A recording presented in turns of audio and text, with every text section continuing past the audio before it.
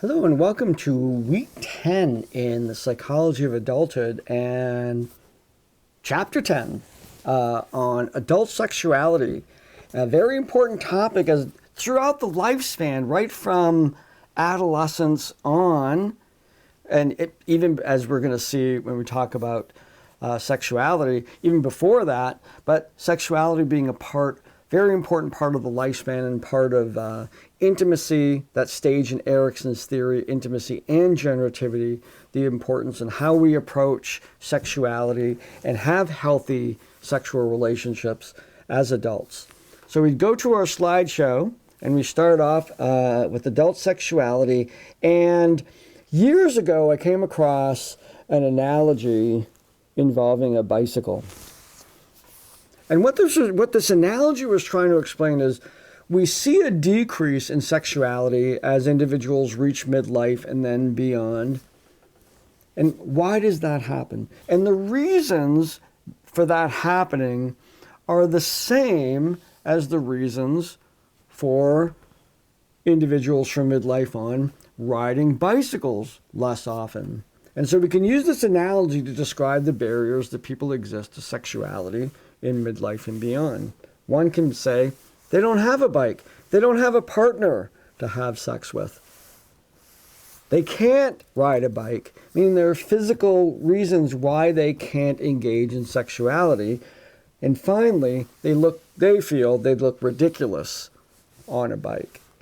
And a person, because of their aging body, might feel that having sexual relations is really not on the docket anymore. Now, as we look at this, we'll start right off by understanding what sexuality means and how that manifests across the lifespan in the different ways in which people experience sexuality. And looking at this, three different kinds of sexuality that exist. Now, certainly, there's all kinds of permutations of this, but in essence, we have people who are heterosexual, meaning they're attracted to the anatomy of a person who is the same as them, the opposite of them. So male anatomy and female anatomy. And then we have homosexual, homo meaning the same, individuals that are attracted to the anatomy of individuals who are the same as them, men and men, women and women. And then bisexuality, meaning not necessarily having a preference between those. Now, I make this distinction really looking at anatomy and what people are sexually attracted to make this distinction, keeping that we're talking about sexuality and not about gender. Gender is a much more complex topic. It embraces sexuality. It's part of it. So sexuality is part of gender and the assumptions that we make as a society, the norms and values and expectations that we have based upon gender and the various genders that are there encompass sexuality, but sexuality stands on its own regardless of an individual's identified gender. So we're going to stick with sexuality in particular for this, and there's these three ways in which most common ways in ways people manifest their sexuality.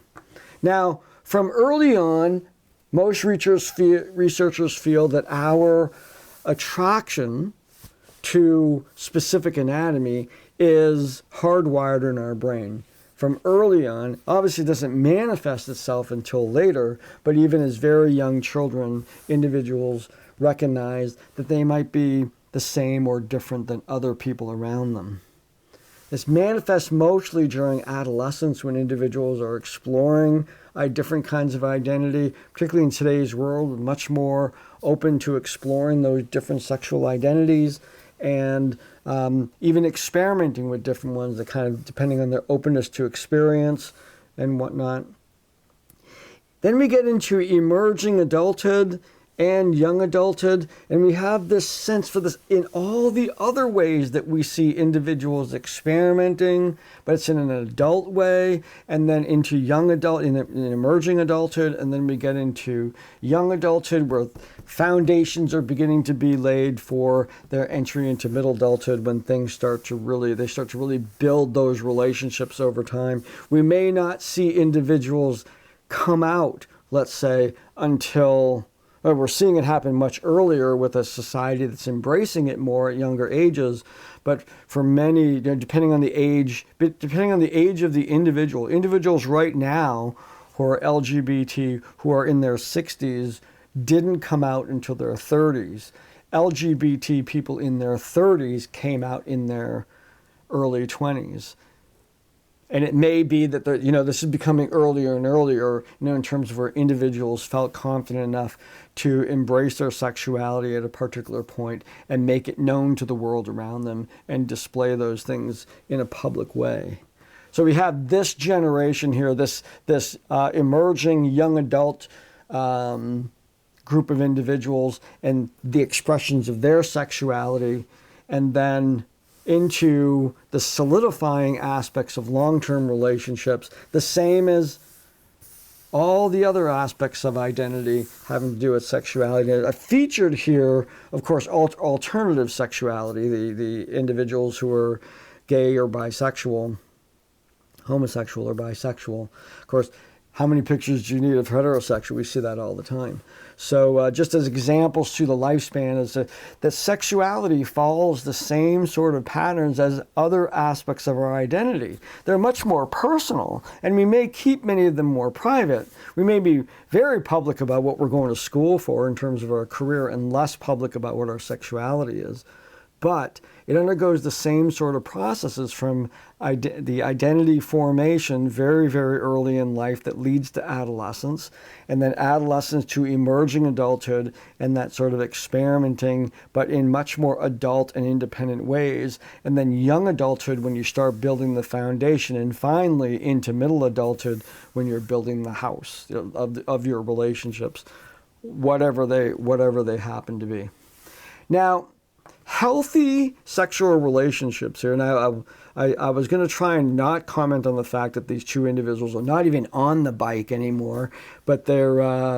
So I found this image, kind of this, here we have a heterosexual couple, but this applies to all healthy love relationships, healthy sexual relationships. So what does it mean to have healthy sexuality? Now, this goes along with healthy relationships, but it really is focusing on sexuality. A feeling of well-being, that is part of having a healthy sexual relationship, a healthy sexuality, that whether it's identity-oriented, part of your identity in terms of your sexuality, or the actual acts and companionship of sexuality, should give you a sense of well-being. Emotional and physical sensations. It inspires creativity and passion. We nurture ourselves in non-genital ways. This means that what this is referring to is the notion that sexuality is not the only path to pleasure. It's not the only thing that brings happiness. Other things do as well, and part of having a healthy sexuality is having that diversity of things that give you pleasure. A person may have a very active sex life, but they also enjoy other things with their partner and with other people that also bring them joy. So it's important to have that balance. The ability to be emotionally vulnerable to your partner, that suffering and stress are part of life. This seems out of context, but what it really reflects is that an individual's sexuality should not be a function of stress and suffering. Those things, that happens in life, and an individual can balance that with the companionship they have with an individual in a relationship. Healthy boundaries, emotionally and physically. Curious about other people's reactions to you, about what you do. and learning to trust others. These are important aspects of healthy sexuality. There's a little part in the course book where I introduce you to one of the cleverest videos I've ever seen, having to do with consent for sexuality, adult approaches when you are requesting or you're exploring to have a sexual relationship with someone. Consent is absolutely necessary. Non-consensual sex is rape. There's no kind of question about it. So the little video that I include is cleverly says it's as easy as tea. And I don't want to play it. Just look at the video. It's very clever in understanding the difference between consent and non-consent, using the analogy of making somebody a cup of tea. Now, the truth is, some relationships involve infidelity, and that is a portion of what I covered in the course book, and understanding the reasons why individuals may decide to become unfaithful. Now, it's again, curious, just looking at this from a historical sense, most societies actually, throughout history, have not been monogamous in terms of their relationships. They've been polygamous, meaning in history, individuals had many sexual partners, many marriages, many husbands, many wives, usually many wives. There's a patriarchal sort of history there too. So the idea of having just one partner is relatively, it's common but rare in terms of the history and the diversity of societies. So this is particularly a Western perspective here that I'm giving, this notion that you're in a relationship and that person makes a commitment to not have romantic relationships with another person. So when that happens in our society, because that is, in our society, for the most part, an expectation of individuals who are in quote-unquote committed relationships. In fact, that's a lot of what the committed part is, not just emotionally committed, but physically committed to that individual. What brings about a break in that commitment?